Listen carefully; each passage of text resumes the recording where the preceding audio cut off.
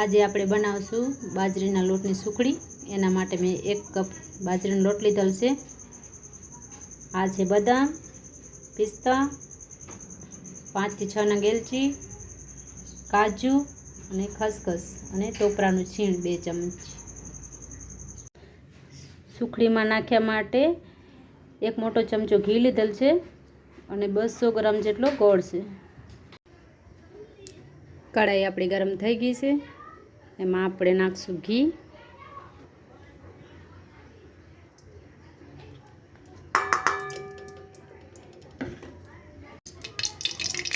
હવે નાખશું ગોળ।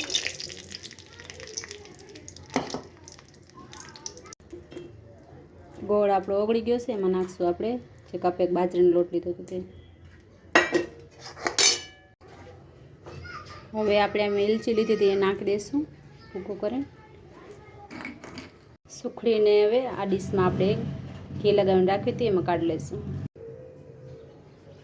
હવે એનામાં થોડી ખસખસ છાંટી દઈશું આપણે। ટોપરાનું છીણ નાખી દઈએ, પિસ્તા નાખી દઈએ, બદામ નાખી દઈએ, કાજુ નાખી દઈએ આપણે। હવે આપણે આના પીસ કરી લઈશું। આપણે પીસ કટિંગ કરી લીધા છે। હવે આપણી સુખડી રેડી થઈ ગઈ।